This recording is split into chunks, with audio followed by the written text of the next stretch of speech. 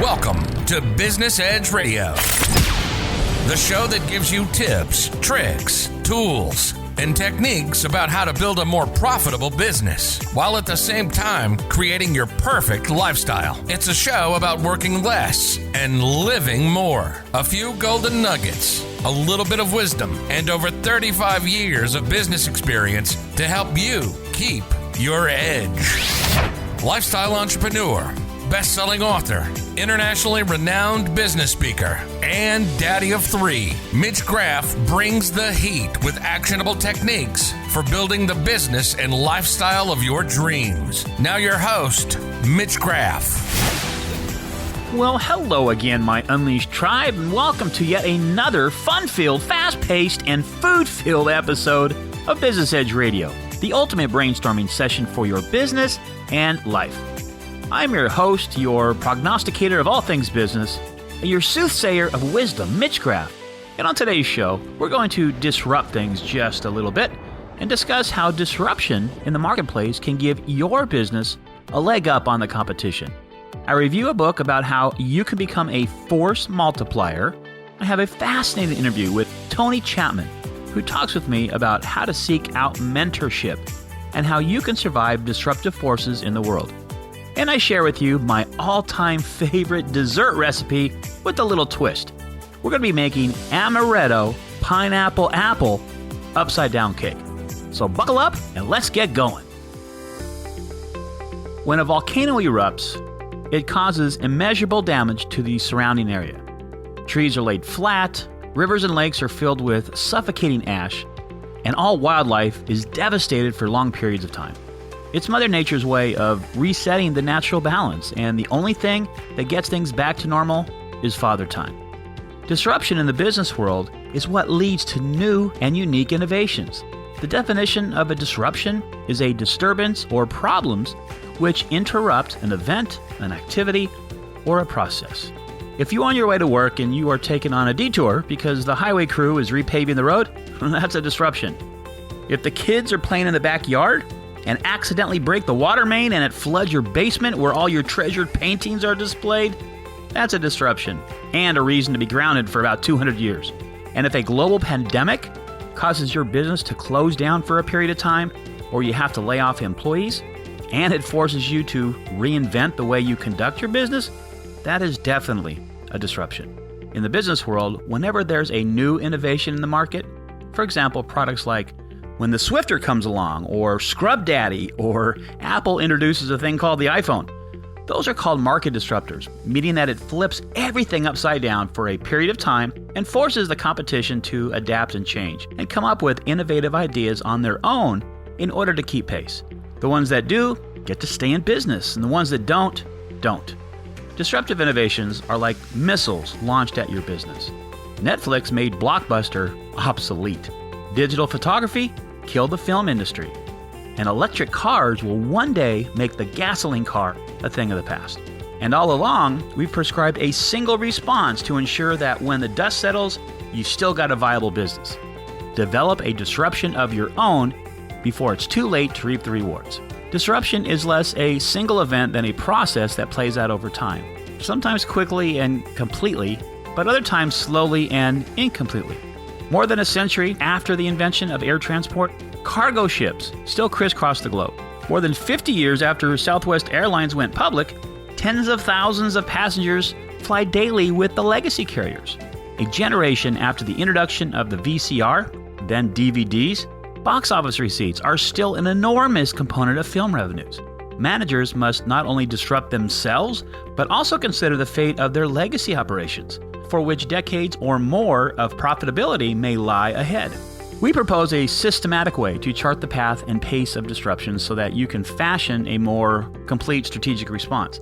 To determine whether a missile will hit you dead on, graze you, or just pass you altogether, you will need to identify the strengths of the biggest disruptors in your industry. What gives them the competitive edge over others in the space? And what makes their innovation disruptive? As Michael Rayner suggested in his book, The Innovator's Manifesto, all disruptive innovations stem from technological or business model advantages that can scale as disruptive businesses move upmarket in search for more demanding customers. Here's an example of simple price competition in the hotel industry. Holiday Inn Super 8 and Motel 6 provide you a bed for the night for less, and less luxury as well, than does a Four Seasons or a Hilton or a Marriott that's down the street. For the economy hotel chain to appeal to Four Seasons customers, it would have to invest in internal improvements, prime real estate, and an expensive service staff. Doing so would force it to adopt the same cost structure as the Four Seasons, so it would have to change its customer base entirely. Here's another example. Take the current disruption of higher education. Online universities can enroll, educate, and grant degrees to far more students at a much lower cost than traditional institutions of higher learning can, because e-learning technologies enable every faculty member to reach far more people than any single professor can address in the largest university lecture hall. The initial quality of e-learning institutions did leave something to be desired, but as the theory of disruption predicts, they have been improving the effectiveness of their programs while maintaining their cost and convenience advantages, thus attracting more students away from traditional alternatives. But consider two groups of students that online universities can't serve. One group is those who are looking to burnish their resumes by demonstrating that they are good enough to get into exclusive colleges. The other group is students who value the social aspect of college, the growth opportunities in living away from home, the close community of peers, the sports teams. E-learning institutions can and do opt to offer both online and on-campus courses in order to attract the widest variety of students. But they can't bring their full disruptive advantage to bear here, because each added service forces them further towards the cost structure of traditional universities. Novel partnerships or technological innovations might eventually enable them to address this problem, but for now they fall short in satisfying these groups of students. Identifying a disruptor's biggest strengths tells you what kind of customers the disruptor might attract and, just as important, what kinds it won't. How many customers of each kind do you have? To answer that question, you need to consider what people are really doing when they buy your products and services and why they are buying your products and services. Why do people long for certain products and services in some situations but not in others? Experts in disruption have a ready answer: to complete some job that crops up in their life. A college student doesn't go shopping for floor cleaner or sponges and a bucket for their own sake. Something, say the impending arrival of his parents, makes it necessary for him to clean his room, so he seeks out some product or service with which to do it. The floor cleaner, the sponges, and the bucket have no intrinsic value at all to him. It's their ability to keep him on good terms with his family that he really cares about. Successful entrepreneurs naturally look at opportunities in terms of the jobs they can do for customers. An innovator observing the plight of our student might realize that he doesn't care about keeping his room clean all the time, so he's not interested in stocking up on lots of cleaning supplies. Because he doesn't clean often and may not be good at it, he's probably looking for something simple and foolproof. And he has probably waited to clean until just before his parents arrive so that his room will stay neat, which means he needs to do the job quickly. Some enterprising student might see this as an opportunity to start a 30-minute emergency cleaning service right there on campus. A consumer goods company might consider bundling small amounts of appropriate cleaning supplies and making them conveniently available at the university bookstore, nearby pharmacies, or even coffee shops. Identifying what customers will need, both conveniently and affordably, is what enables a disruptor to imagine how to improve its product to appeal to more and more customers. Thus, cargo ships are still in use because they're still much better than planes in transporting heavy goods. Box office receipts still represent a large portion of studio revenues, in part because sizable groups of people, like teenagers and dating couples and families, go to the movies to get out of the house. Ivy League universities are still better positioned than online institutions to garner elite status to aspiring high school seniors. Over the past 15 to 20 years, online retailing has devastated traditional brick-and-mortar retailers. The disruption began with the swift destruction of companies such as Tower Records and Hollywood Video, and has taken its toll on high-margin retailers like Neiman Marcus, Saks Fifth Avenue, and Toys R Us. One of the last bastions against this disruptive wave is the grocery industry. Less than 3% of all groceries in the United States are bought from online retailers. But that number is sure to grow, with Amazon now owning Whole Foods, and just about every other grocery chain now offering delivery services. We can expect that with an incentive to innovate their way upmarket, e-grocers will become increasingly more significant. The theory of disruption tells us that these entrants will speed their delivery times, increase their product selection, and add features we can hardly imagine today in pursuit of new customers and higher profit margins. Questions for the executives of Kroger and Albertsons and Safeway and Whole Foods and Walmart should be, how complete will the grocery industry's disruption become? And what role will traditional brick-and-mortar stores play in the grocery market in the future? Only time will tell. So the way I see it, you have two choices.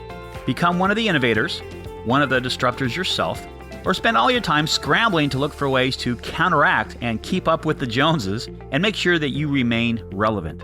I think this situation calls for a notepad and a pen and a good cup of coffee, and some quiet time for you to devise your strategy of how you are going to change your industry and make your business a disruptive force to be reckoned with.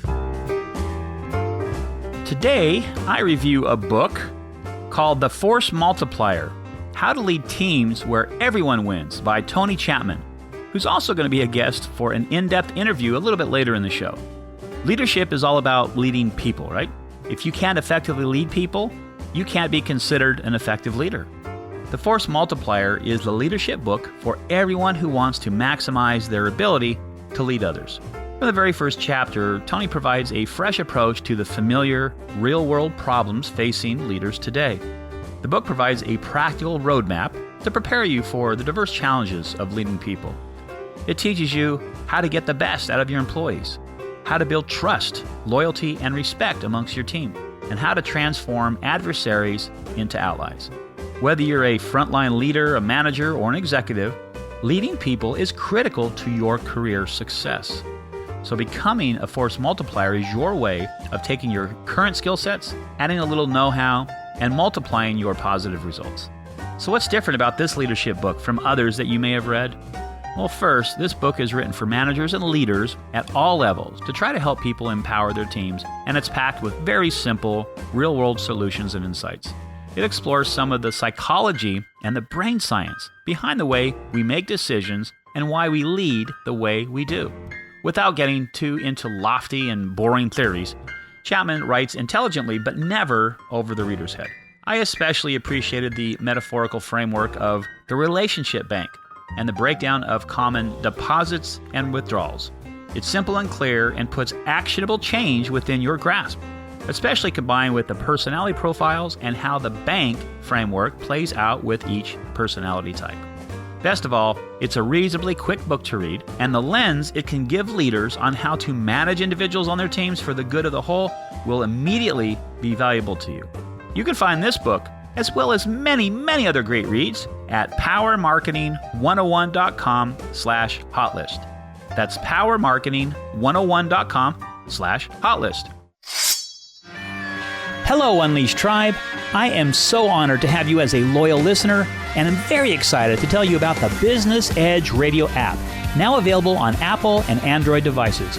You can catch up on past episodes, watch short videos of the Business Edge Minute, our 60-second show that gives you quick and easy tips on building a better business and living a better life. And you'll get access to bonus materials that are only available on the app. In fact, I have a nice little PDF bonus waiting for you there right now. Plus, you can email the show, call the show, connect with us on social, check out our website, and even make a nice fluffy omelet. No, you can't really do that. Just go to the iTunes Store or Google Play Store, and you can download the Business Edge Radio app so you can be one of the cool kids on your block. Business Edge Radio, the ultimate brainstorming session for your business and life. Now available in the App Store. Download it today. And if you don't, I'll come visit you on your day off. My guest today, Tony Chatman, has worked with hundreds of corporations and government agencies, including the U.S. Secret Service, Chase Bank, Estee Lauder, NOAA, and NASA, to help people reach new heights of effectiveness by understanding themselves and others better. As a leadership keynote speaker, his passion is contagious, and his messages provide practical, usable knowledge that people implement immediately for business and personal success. He worked for a number of years as a chemical engineer for a Fortune 500 company, and it was during this phase of his life that he had a life-changing interaction with an at-risk youth. This moment left such a profound impression on him that he left both his corporate career while he was nearing the completion of his first patent and his graduate studies at the University of Chicago to work in the nonprofit sector with the desire to make an impact on the communities around him. It was this work, which often included counseling groups and individuals, that led Tony to begin studying human behavior with the intent to figure out what makes people tick, excel, and change. I highly recommend you check out his TEDx talk on YouTube if you're looking for an extra jolt of energy, entitled How to Stop Settling for Less.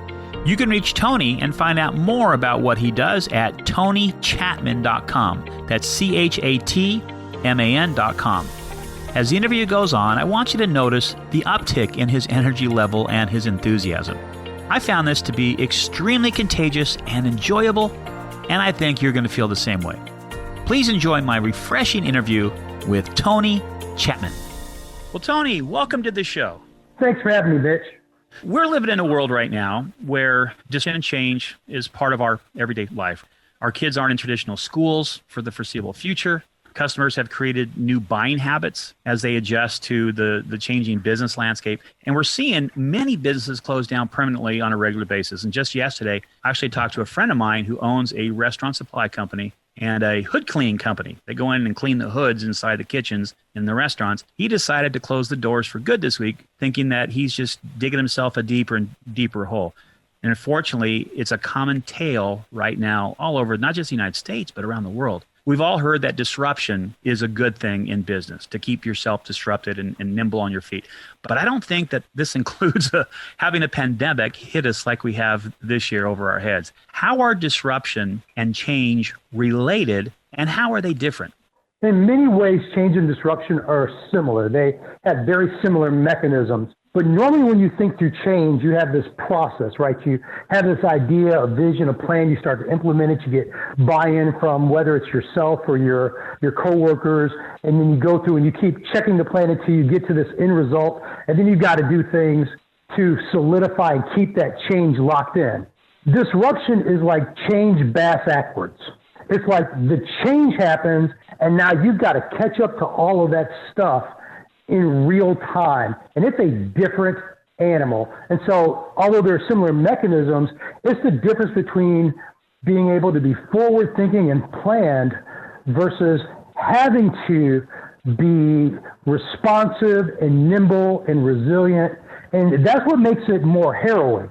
And the thing is, it's funny what you said a few moments ago, because I live in a world where people they love the word disruption, right? I'm a disruptor, and I'm disrupting disruption with my disruptivity and blah, blah, blah.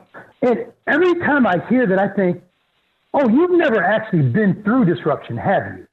You're the guy who walks in and throws a hand grenade in the room and then runs. We're the one in the room. That's the one.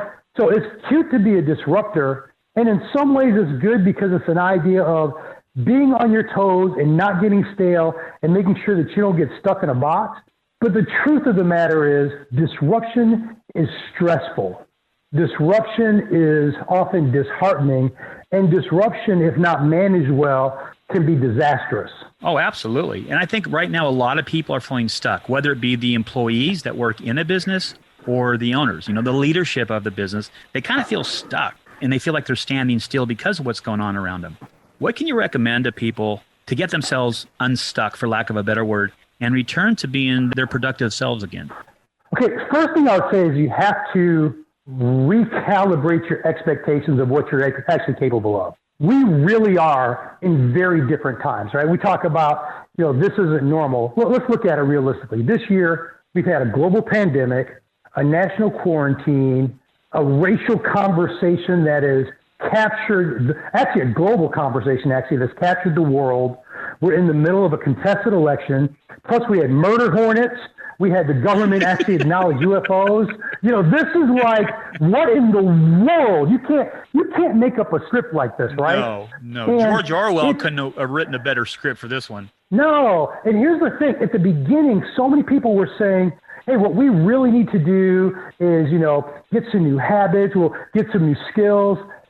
That's not realistic. And I think people need to stop first and say, okay, this is not normal. I can't expect myself to be normal. It's like if you somehow got lost on a safari with your wife and your 3 kids, and you survived in the Amazon rainforest for 3 weeks.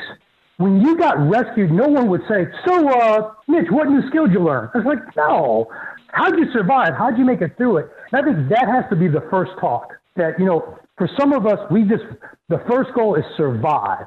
You got to make it through this. And I think even from a business standpoint, how are we going to survive this thing? Then we start looking at, okay, how do we let go of the things that we've been holding on to for dear life for so long?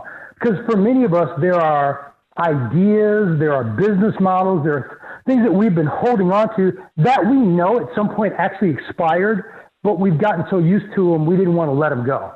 We've got to be able to let them go so that we can see what the new opportunities are. But I think the other thing, I mentioned stress earlier. There's a stressor scale that actuaries use when they are determining, how much of a risk you are when they do life insurance, right? And if you look at the actual stressor scale, all it is a measure of how much change you've been through in the last year. And I can tell you that the average person, just from being in this situation, is in a different risk category. And when you're under stress, it affects your intelligence. We know your IQ points actually go down for a period of time. It affects your ability to focus. All of those things are really impacted immediately. So we've got to consider that. And then the 4 things I say that people need to rebuild if they're going to be effective during disruption. You've got to rebuild your sense of control. So what are the things that you can actually control? What are the things that you can, I can control my work environment at home, right? I can kind of build one. I can control what time I go to bed. I can actually build some boundaries because sometimes we don't have our work boundaries. So I get a sense of control. Then I get a sense of peace. What are the things I need to do to rebuild my peace? Because that's going to bring my stress level down. And I'm going to need that to not only be able to function, be productive, but to be creative because we don't know what the future is going to hold. And my creativity is going to be, one of the differentiating factors between me and other people. Right. The third is our sense of community, right? What's our relationships? And who are the people that are keeping me sane? And who are the people that I need to purge from my life because they're sources of negativity? And then the fourth is to reevaluate your purpose. And that's often where when people recalibrate, they rebuild their business, they rebuild their career path, is because they've gotten in touch with a different sense of purpose. And I think if you can get your control, your peace, your community, and your purpose under control, you can really set yourself up in some great ways. Well, you're talking about rebuilding a business as well. And basically what it is, we all had to go back to the systems that exist in our business, whether it be shipping, creation, advertising, promotion, training, whatever it is. We had to get those systems and break them down to the smallest number of pieces and then rebuild things with fewer moving pieces, right? And I think that what's happened is a lot of people have been very, very efficient with that. And you can look out there and see the companies that are excelling and thriving right now. But I think a vast majority of businesses, they have just remained stuck in the mud. They didn't go in and say, okay, how can I repurpose this? How can I rebuild that? How can I reinvent this? They haven't done that. And once you get into that routine, it becomes a comfort zone all its own, doesn't it? It becomes almost like a self-defeating thing that you tell yourself, okay, I'm not going to be able to get myself out of this. I can't see a way forward. I can't see a way to get to next week, let alone next month, next year.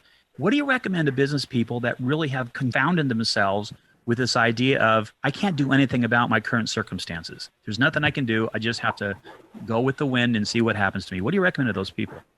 Sure. I tell them they're in denial. That's just the reality. They're in absolute denial. A lot of times when we talk about disruption, people go through many of the same phases that you go through when you lose a loved one, right? So, you go through anger, you go through bargaining, you go through all these other things. But denial is a very interesting one during disruption because we keep romanticizing the past and thinking that the future is going to return back to that past, right? Like in my industry as a professional speaker, it blows my mind the number of speakers who are just waiting for things to get back to normal. And I'm just like, look, man, your goldfish is dead. You got to flush it. This is not the case. But in their mind, they're like, no, I'm going to ride this out. I got a little money put away. Like, look, if you don't figure this out, the next time you touch a mic is going to be to ask someone to supersize some flies. You have to figure this thing out. And this denial thing, So I was hired by a retired two-star general back when there was the BRAC transition, the base realignments and closures. And I went to a number of military bases, and I trained civilians and military personnel how to basically navigate these times, how to look for a job, how to get their resume together. But it was fascinating. I got to Walter Reed Hospital, and one person was like, well, this is great, but I don't need it. My job's not leaving. I'm like, no, your job is leaving. No, it's not. And we got in this big thing. A month later, I'm in Fort Knox, right, which we all think of gold. I think of Fort Knox. I got to learn how to drive a tank. That's a different story. But I'm at Fort Knox, exact same story. And I'm like, no, HRC's come here. You're all leaving.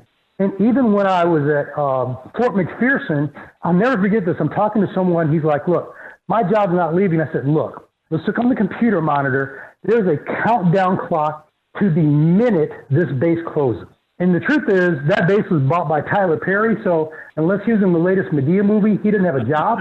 But the thing is, it was just this sense of people are stuck in their emotions.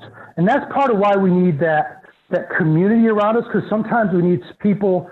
Les Brown used to have this phrase, you can't see the picture when you're in the frame. So sometimes you need some people who are outside of the frame to come back and bounce things off of, but you cannot let your emotions dictate your future during disruption, because they are a horrible, horrible gauge of reality.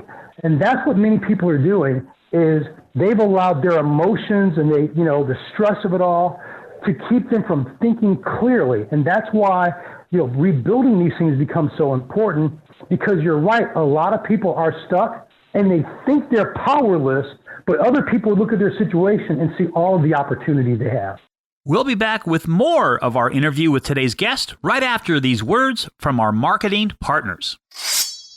In today's business world, it's vitally important that you understand what I call the 7 pillars of business success, which are lifestyle design, time management, branding, sales, marketing, pricing, and social media. Regardless of what industry you're in, and whether you have a brick and mortar or are only online, having a solid foundation in these skill sets will set you up for success down the road. And to personally help you with your journey, I've written a book called The Business Basics Bootcamp, the ultimate crash course, now available on Amazon.com and from other fine bookstores. And it'll give you a 30,000-foot view on these topics and many more. It'll help you slow down just a little bit so that you can get your business house in order and get your creative juices up flowing. Log on to Amazon.com today and get your copy of Business Basics Bootcamp, the ultimate crash course. You can search my name, Mitch Graff, or search the title of the book.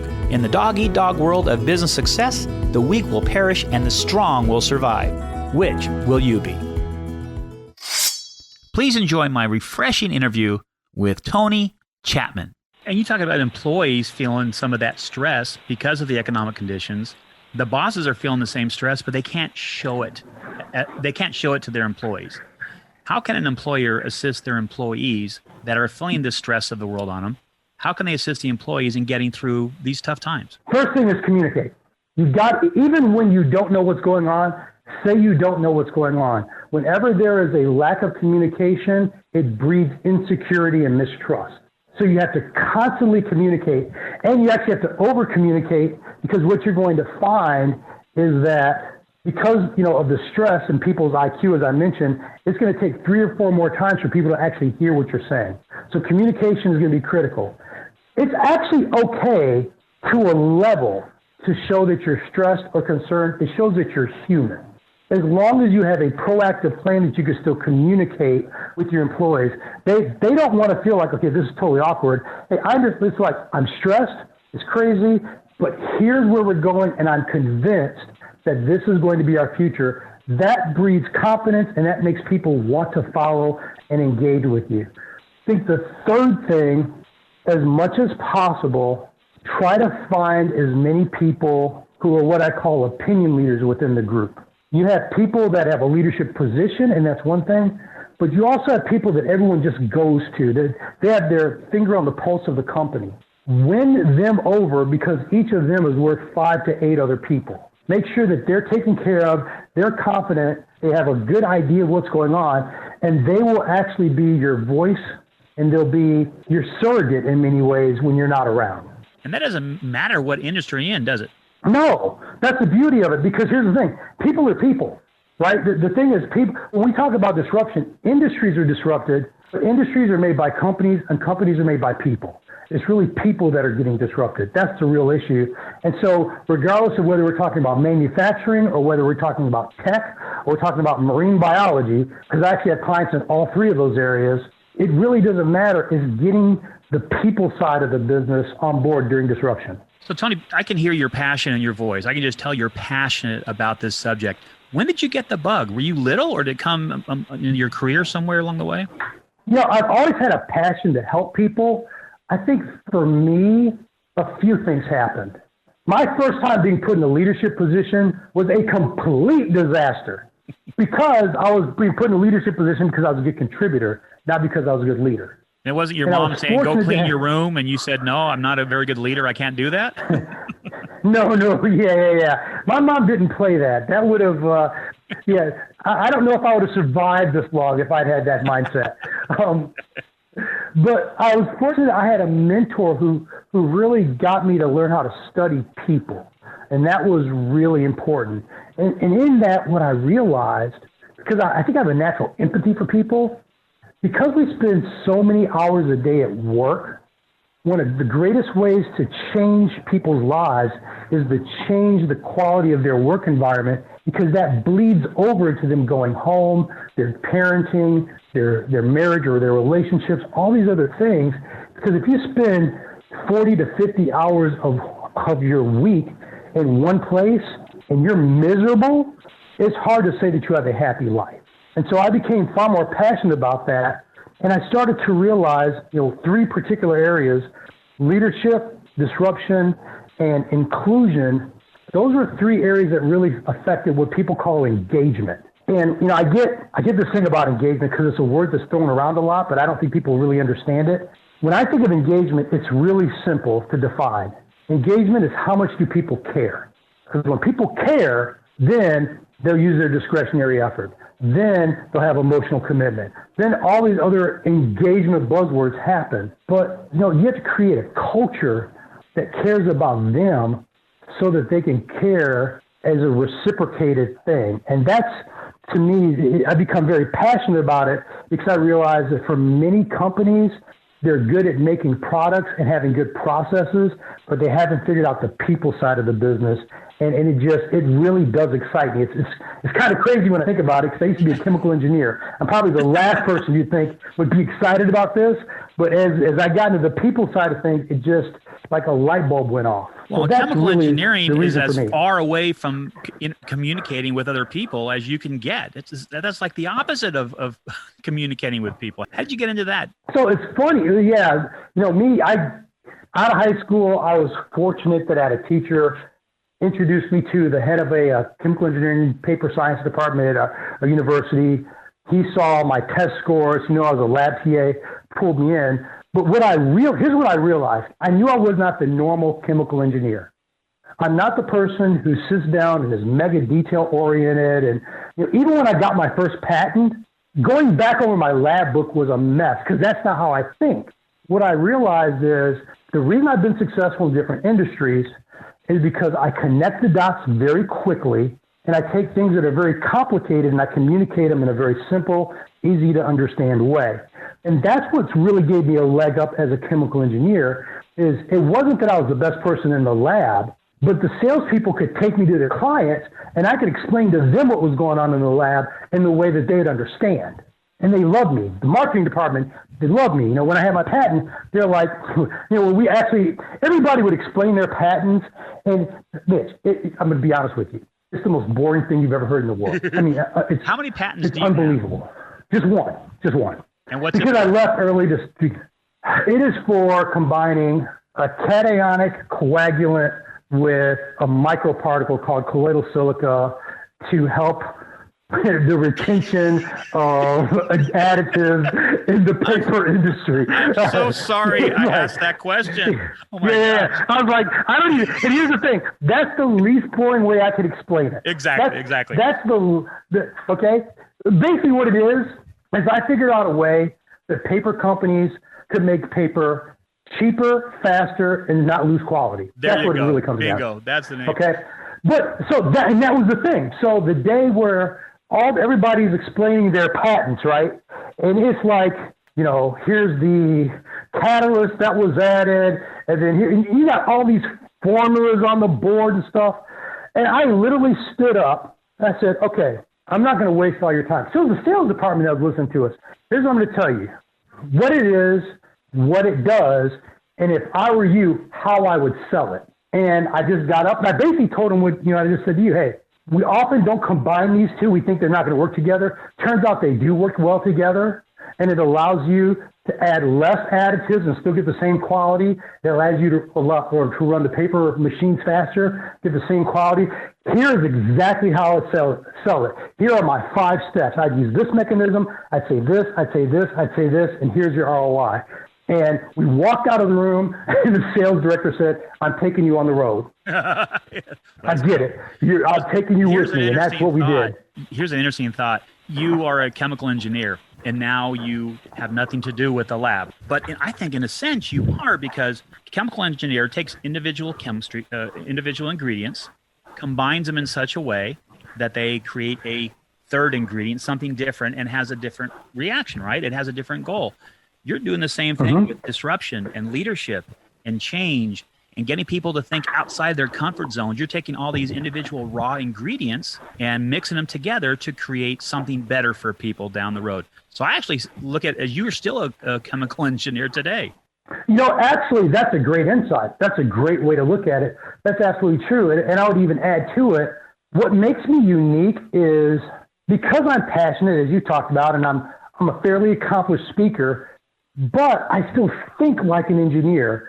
So I'm very logical in my presentations, and there's always a lot of data that backs things up. Because people say, well, we're talking about, people stuff, talking about how we deal with change, and talking about, I say, yeah, we are. So let me show you the 8 studies that validate what I'm talking about. Right. And then it just blows people away that this isn't just touchy-feely stuff, but there really is a science that goes along with this art. It's the geek in you coming out, right? Yeah. And I'm totally a geek. Don't get me wrong. I am, as much as I love to have fun and do all sorts of cool stuff, I am completely a nerd. So, Tony, here's an old saying that you're very well aware of. We're a combination of the 5 people we spend the most amount of time with. And if we play above our level, we spend time with people that are, I'll just say, smarter than us, more in touch with us. We tend to rise our level. If we spend our time below our level, then it kind of drags us down and gets us stuck in the mud. Right now, having those mentors, you mentioned that earlier, having a mentor, I have several mentors that I have to spend time with on a regular basis, whether it be on the phone, in an email, in person, not so much in person these days, but I feel like I need that. That's my fuel for my soul, fuel for my goals and my motivation. But right now, there's a lot of people that aren't able to make connections with their mentors or go out and seek out a new mentor. What do you recommend to people that right now, because we're kind of secluded, how can you make sure you're maintaining that mentorship with people, either providing mentorship or seeking mentorship out in the world? That's an amazing question. And I completely agree with you about that idea of who you surround yourself really does make or break you. And I'm very strategic about it. And so for me, it's interesting because in the last year, I've kind of, all my mentor relationships have expired. And so I'm actually in this hunt right now. And what I'm doing, until I get some really good mentors, I'm having masterminds. So what I'm doing is I'm finding people who are in my peer group, but normally kind of a little bit farther than I am, or at least where I am. And we're just getting together, we're meeting every 2 or 3 weeks and able to bounce things off of each other. And so here's how I found them. So for me, I found them a lot through social media. What you do is you can go on and you can figure, okay, who do I want to follow on social media? And maybe I can't connect with them. Maybe I'm following Marshall Goldsmith, one of the top business coaches in the world, right? And so maybe I may not be able to get Marshall, although you never know. Who else is following him that we have similar interests? So now I can connect with them. And we comment on the same things. And I start DMing them, and then we build a relationship that way. I actually find some of I call it pseudo mentorship through YouTube. I find people who I'm like, okay, I really admire this person. I'm going to listen to every one of their podcast interviews. Everything that they've ever done on YouTube, I'm just going to have them fill my head, and I'm going to take that information as though they are mentoring me right now. And that is a form of mentorship. That is a form. Exactly. And because you're right, it's really hard in this day and age, in this situation, to just go out and find physical mentors easily. But I'll tell you, podcasts, YouTube interviews, those things, just, you could pick a topic and just start filling your mind with different sources of information, different perspectives, and some of them are incredibly practical. And many of these people, especially when they do ones that are practical, either they have an offering where you become part of their group, or you can find them on social media and, hit them up on Twitter and just, hey, I heard your interview. It blew me away. Do you mind if I just ask you this question? And I actually asked the question on Twitter. I don't ask people if I could pick their brain because most people say, no, I don't want you to waste my time. But here's my specific question. And A, they'll also answer that question. But B, if the question's intriguing enough, it piques their interest and it makes them want to engage with me as well. We'll be back with more of our interview with today's guest right after these words from our marketing partners.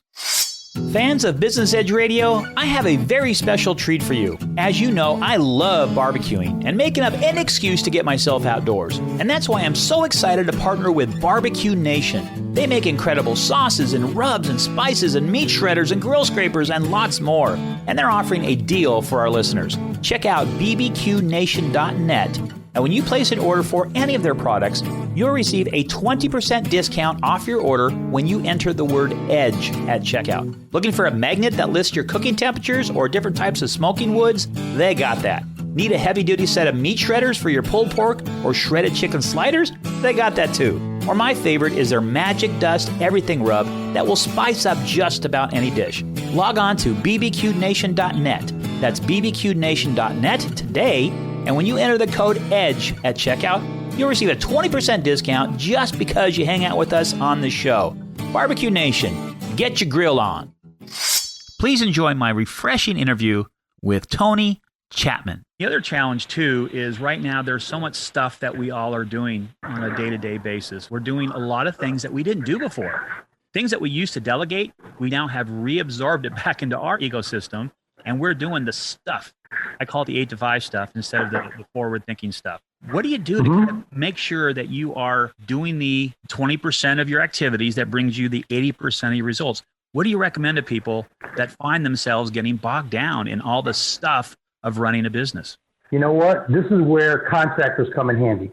You have things like Fiverr and Upwork. You can still find people that, they may not be the experts that you would normally have, but you could inexpensively find people who could do some of your basic administrative stuff, some of your basic. One of my good friends, he has this acronym LITE, L-I-T-E, leave it to the experts. So I'm not an expert in it. Right. Let me find somebody else who is an expert. It'll take me too long to learn it, and I won't do a good job. I have no problem hitting up someone on Fiverr, on Upwork, or there's a variety of other websites and saying, hey, you have an offering for $50. Here's $50, and it's actually incredibly inexpensive, right? But all you do is you read the reviews, you see what they're doing, and truthfully, a lot of times, even if they don't do a great job, which they've done fantastic jobs, the amount of money I've spent, even my logo, I had someone on Fiverr build for me, and people love my logo. But it's just, I found the right person, and now we stay in touch, and I use them as my graphic designer for other things. So, go to some of these other sites, find other people, because what you're going to find is there's a lot of freelancers who are looking for ways into businesses. And so they're using these other sites as entry points so they can get that exposure, and they're incredibly talented, incredibly qualified. That's a way to do it so that you don't get bogged down. And the hardest thing is the issue that I always have. I always feel like I can do it better myself and I can do it faster. Oh, we all feel that way. We all feel that way. Right, yeah, of course. I can, but if I look at what I'm worth an hour, is this worth my time? Well, and the rule of thumb is 80%. If you can find somebody to delegate a project or a task to that can do it 80% as good as you, done deal. Don't even think twice about it. Yes. And that connection between the 80% and the 20% is the Pareto's principle. It says 80% of your results comes from 20% of your time. So if you figure out a way to get rid of that 80% of the stuff, whether you find someone on Fiverr, you delegate it to an employee that needs some more responsibility, or you just eliminate something that really isn't necessary to run your business, all of a sudden you have made yourself a force multiplier. You've taken less time, more value in that time that you spend, and you become that force multiplier, which leads to the fact that you wrote a book called The Force Multiplier. Yes. How to Lead Teams Where Everyone Wins. Why did you write that book? I was doing a lot of leadership training and traveling around the country, and I started seeing all of the same issues. It's like no one had ever written a book on leadership before. I'm thinking, A, people have written tons of books, and B, these people own these books. But I started thinking about it. A lot of these books weren't practical enough. And I knew how to teach, hey, if you become a manager today, here are the exact things that you should do right now to be more effective. And that's really how I wrote the book. It was as though I'm going to sit here and teach you exactly what to do. It's not a bunch of theory. It's not how to turn the ship and change the culture. It's here's how to delegate. Here's how to communicate. Here's how to deal with a lot of different personality types. Here's how here's how you balance needing to correct people when they're not performing, but also needing to make sure that you're rewarding people when they are. Those things that sometimes seem so simple, but they slip through the cracks, they're the foundation of leadership for most people. And so that was really my why for me to write the book. And that was about 3 years ago that you wrote that, right? Yes, about 3 years ago. Since then, I've had a few universities. They now use it in their masters and their PhDs for education because they wanted more of a corporate leadership style than just an educational leadership style.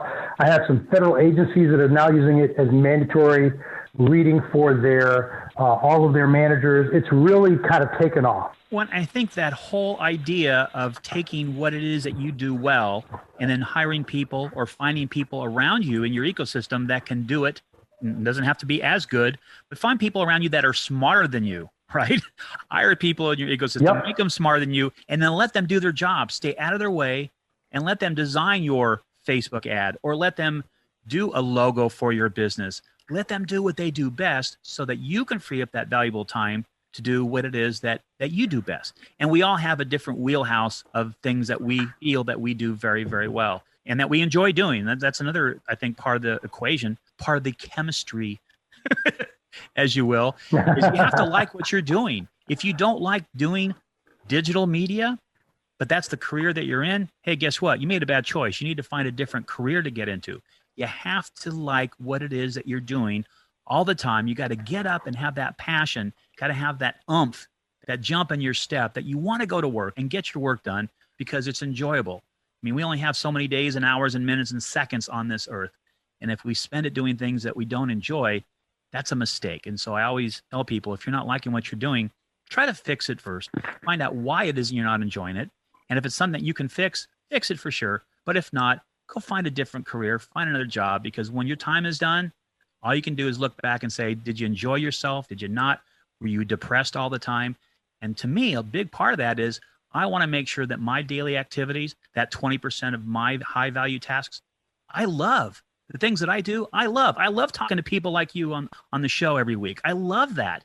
If I didn't, guess what? There wouldn't be a show called Business Edge Radio. So I think each of us has a sense of leadership in our own universe. And we look at the traditional definition of a leader as someone who is teaching a seminar or a politician who is a leader. But we all are leaders in our own ways. Every parent is a leader to those children that they have raised. Every teacher is a leader to the kids. Every mailman is a leader in their own way. So we each have to take that responsibility of being a leader in our own unique way and taking advantage of it. How can somebody become a force multiplier in their world? Let me explain what a force multiplier is first. So I have a close friend, really, really close, and our families are close, and I was devastated when it was announced he was being deployed to Afghanistan again. So we had a going away party at my house, and we laughed, we drank, and we shared, and we kind of went around the room sharing about how we would be there for him and how we'd take care of his family while he's gone. And I was waiting for one person to share. He's a high-ranking officer in the Army, and what he said was, you're what we call a force multiplier because by your very presence, you get the best out of everyone around you. Make people better. And to me, Yeah, to me, that was it. That's leadership, that's influence. And if we can make others around us better by being there, we become indispensable. So that's really what it is. How can we do it? There's a lot of ways. One of them, for example, is just our attitude. But there's not something about, we know having a positive attitude is actually contagious in the same way that yawns are. And we also know that you can predict the productivity of sales teams by their emotional state. So if you can put them in a more positive emotional state, they will outperform other teams.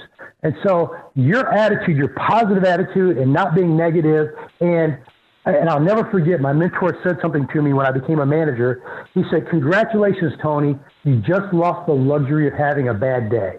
And You're not allowed to have it anymore. That's right. No, you can have a bad moment, but a day, no. There's way too much at stake. And so keeping things like that in mind, the fact that every time I'm in a situation, not only am I on, but I'm influencing.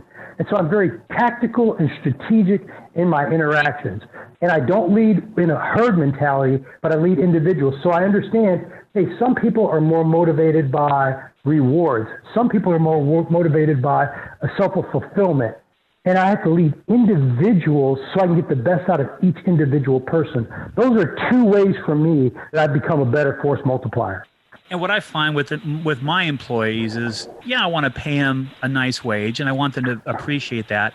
But most of my employees, and this has been this way for 35 years of my adult life, just saying thank you, just giving them that pat on the back and saying, you know what, you're doing a great job. Thank you so much for the effort. I really appreciate it. That goes miles and miles to building an employee that is dedicated to your cause, that believes in building the business the same way that you do, and that will show up every single day and do the best job that they can.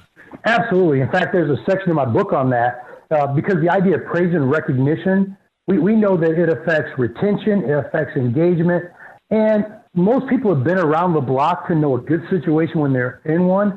I don't believe that money motivates. Now, lack of money can demotivate. I don't believe that money motivates.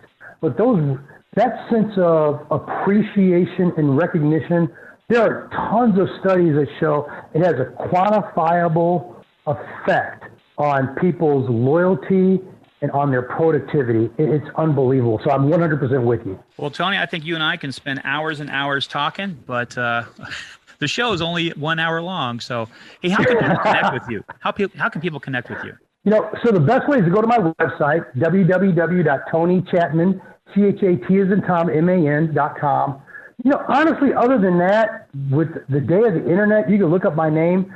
You can find my TEDx talk, which I think is phenomenal. My book's on Amazon. My sincere thanks to Tony Chatman for taking the time to share his thoughts and experiences with us. My biggest takeaway? Mentorship takes on many different forms and can be found in a variety of different places if you are willing to take the time to look.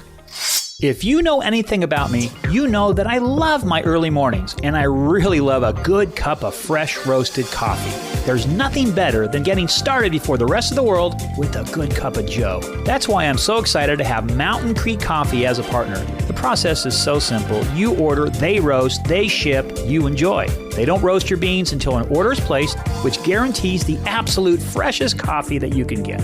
Check out their artisan dark roast, medium roast, or decaf beans at mtncreekcoffee.com. And when you put in the code EDGE at checkout, you will receive 20% off your first order. I prefer the dark roast because of its full body and bold flavor.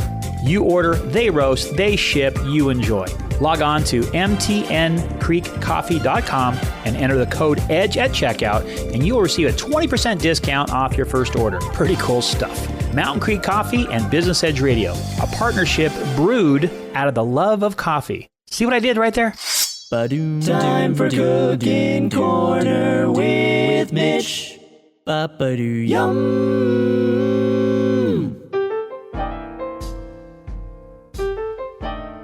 Yes, it's that time once again, kiddos. Time for me to share a tantalizing, yummy, and delicious recipe that you can try at home this week. First steps, as always, turn on some really good music, grab your favorite beverage, and join me in the kitchen. When I was a kid, my mom would make me and my 2 siblings whatever our favorite dessert was for our birthdays. For a while, mine was chocolate cake with chocolate frosting. But that changed when I was 7 or 8. Well, I've taken my new favorite dessert and added a couple of twists to the recipe. Today, we're going to be making an Amaretto pineapple apple upside-down cake. In my experience, there is never enough pineapple or brown sugar or cherries in these recipes, so I've taken the liberty of doubling the goody goodness for you. Yes, you are very welcome. The idea of cooking a cake upside down is an old technique that started centuries ago when cakes were cooked in cast iron skillets. It was easy for a cook to add fruit and sugar to the bottom of the pan and simple cake batter on top and put it in the fire to cook. Then flipping it over onto a plate was a natural way to show the pretty fruit and let it run into the cake as well. The idea of a pineapple cake came soon after 1911 when one of James Dole's engineers, yes, James Dole of Dole Pineapple, invented a machine to cut his pineapples into nice rings. Soon the convenient and pretty rings were used in this age-old technique of the skillet cake. The invention of the maraschino cherry added the necessary color needed to make this cake stunning and more tasty as well.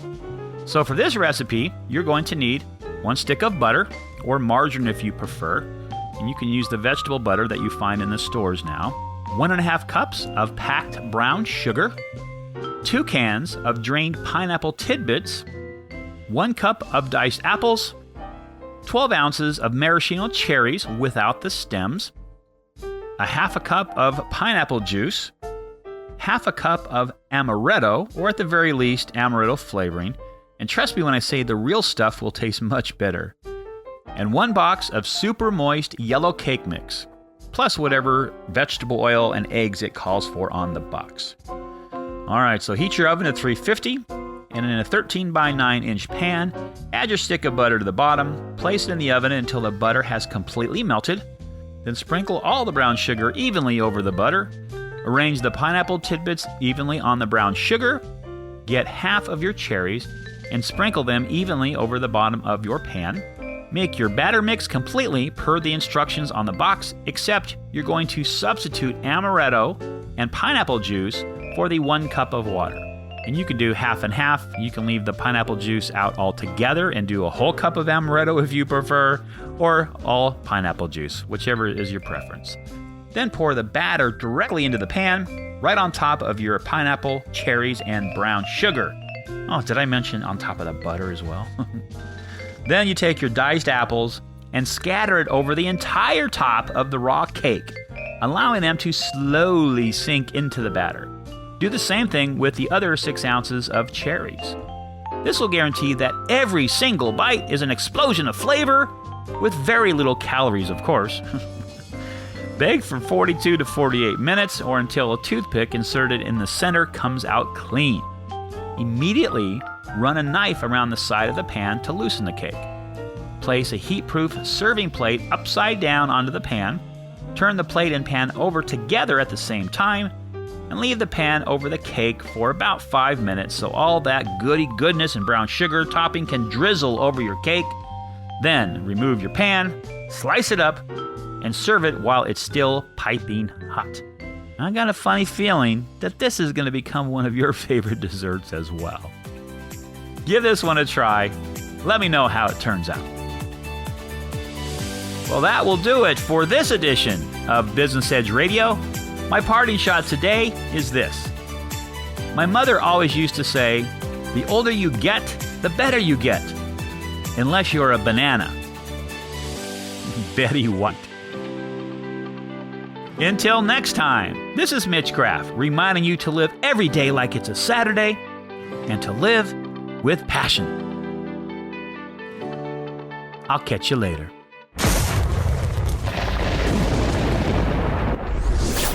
Thanks for hanging out with Business Edge Radio. If you enjoyed today's show, we invite you to subscribe, rate, and review. Then hop on over to www.mitchgraff.com to get even more meat and potatoes. We also invite you to follow the show at facebook.com/Unleashed Tribe. The most valuable asset that any of us has is our time. And we thank you for choosing to spend some of your precious time with us.